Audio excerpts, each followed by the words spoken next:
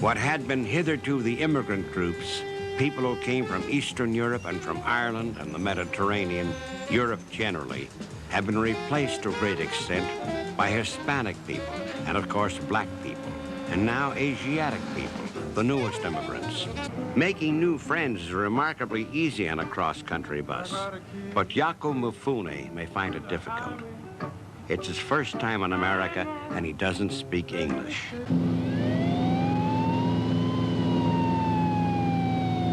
If everybody will just please stay seated a minute. There's a couple of North Dakota Highway patrolmen here who'd like to walk through the bus for a second. So please just stay right in your seat. We do have some information that there's a runaway we're looking for out of Montana. And that he may be on this bus. If you don't mind, we'd like to. Sure. Thank you. So please just stay in your seat so they can look everybody over here.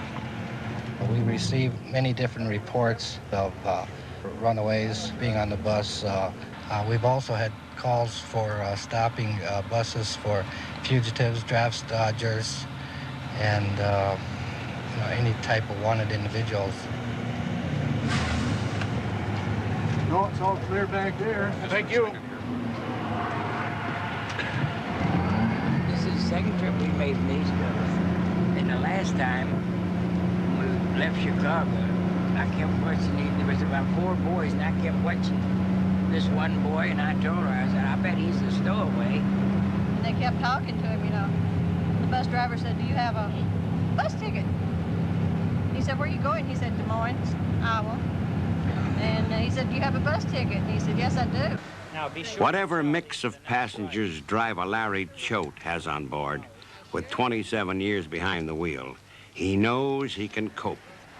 We have to be mother confessor. We have to be a little bit of everything. A lot of our people are running from trouble or to trouble. They're sure they're going to miss their connections. They're sure we're going to lose their suitcases. Run around the street out here, ride the bus back and forth, never got anywhere with nothing for the last 30 years.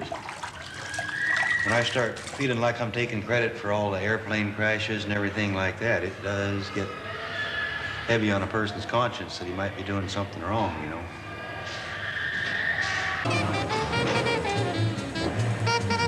I want to welcome you aboard. My name is Jim O'Donnell. I'll be your driver from Billings to Bismarck. Now, the first 100 miles here, we'll be just going through some small farming communities. We'll follow the Yellowstone River between Billings and Glendive.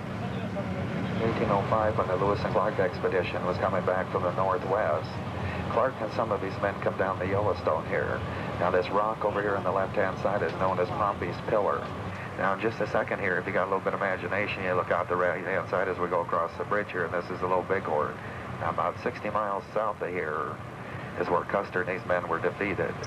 Now, there are 8 tribes Indians in Montana, and 7 of them have land. Now, this is the only state in the United States that does have a tribe of Indians that does not have any land, and they're known as the Little Shell. Now, they originally came from around the Bismarck, North Dakota area, and they split up from another Indian tribe and then moved over to Montana. Perry Lilly is waiting for the bus to take him home. He's a Shennonboyne Indian by birth and a boxer by trade. No matter where you go, you've always come back to the reservation. I'm a powwower. I love to go to powwows. How you doing, honey? Fine.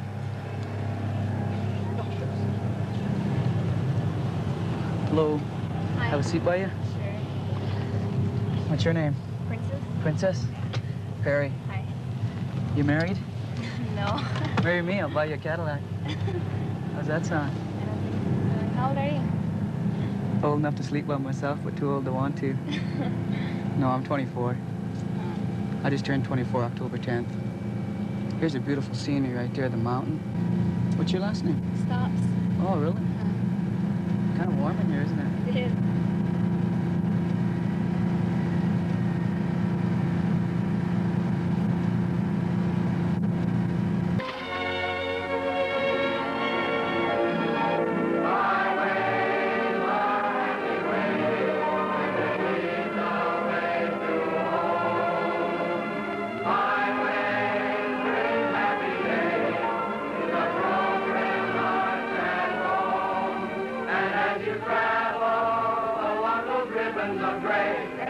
That's why I like this kind of travel.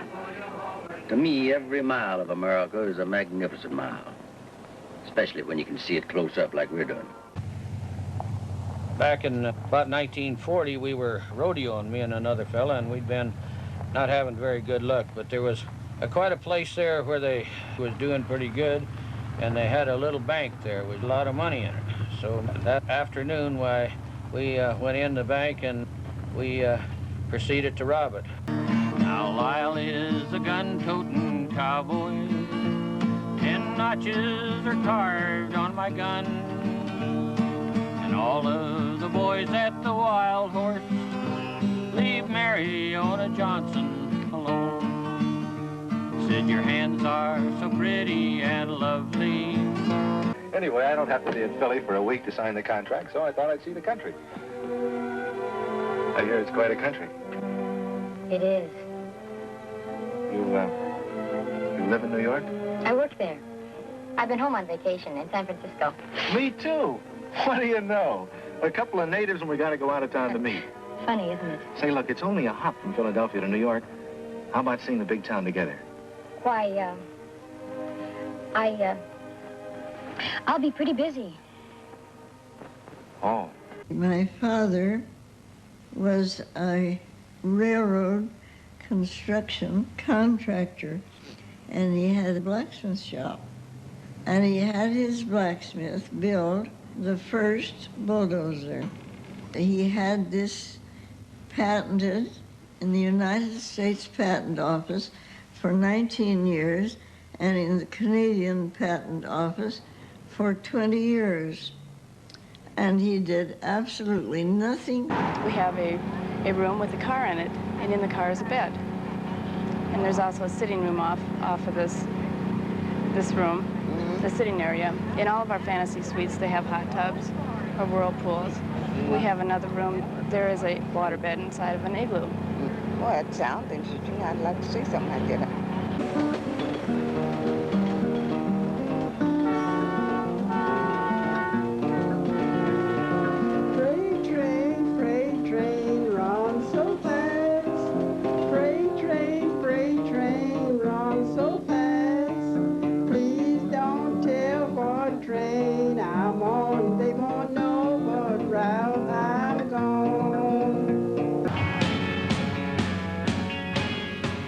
Once upon a time, the family farm, millions of them, was part of the American dream. Not anymore. It's now an American tragedy.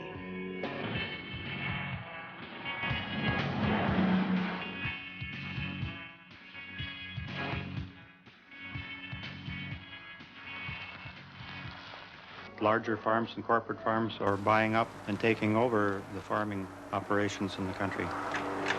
I have had friends who have been foreclosed on. It's really put a lot of stress on the farm family here. There have been lots of breakups in marriages. There have been suicides over this because people are very, have very high standards, and they care about paying these bills back, and they just don't know where they're going to turn, and sometimes they turn to taking their own lives, and we feel very badly about that.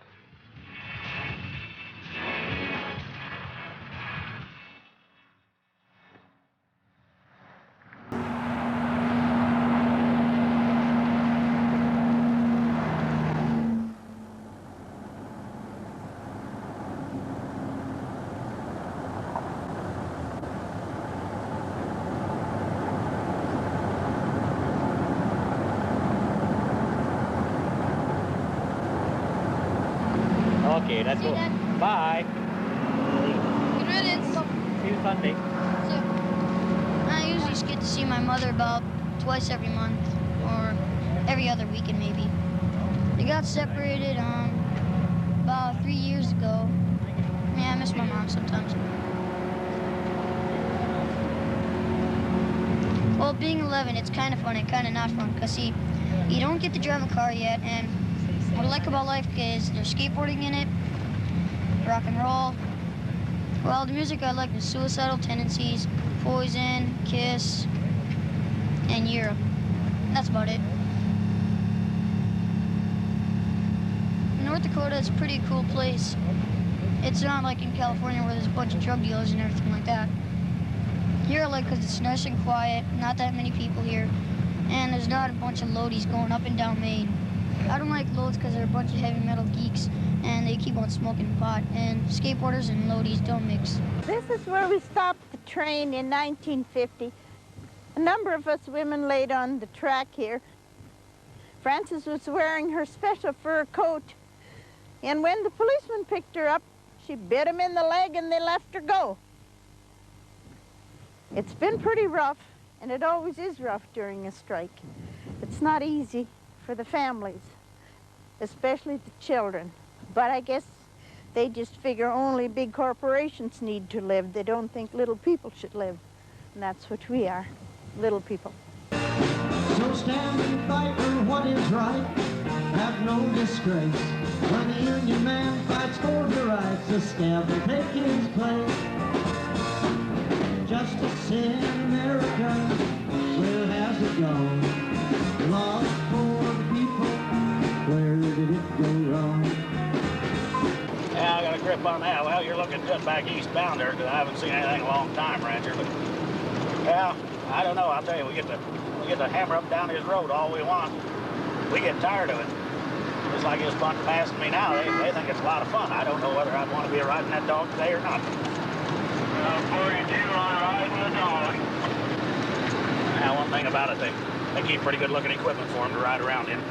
Yeah, they have them down there in Texas. They go out and catch these rattlesnakes. And they'll kill them and eat them.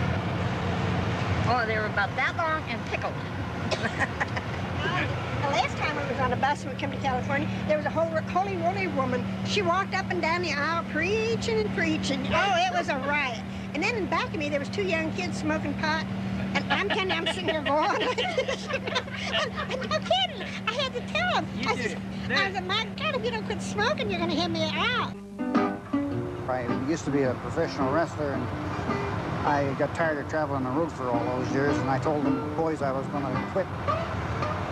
I'm going over right now to see my daughter over in Cheney, Washington. She's going to college over here. You're definitely going to have to do some preaching on this bus today. Got a man with a scar on his face, been in a fight. Got to tell him the Lord will heal it. Good afternoon, ladies and gentlemen. Praise the Lord. You're riding aboard the Holy Greyhound. My name is Reverend Eden. I'll be your driver as far as Chicago. I'm here to tell you that the Lord is real, and if you try him for 3 days, I guarantee it that there'll be a change in your life. Some people don't realize that God is real until they get on this Greyhound. See, because they might get on with one attitude, but they're going to leave with another.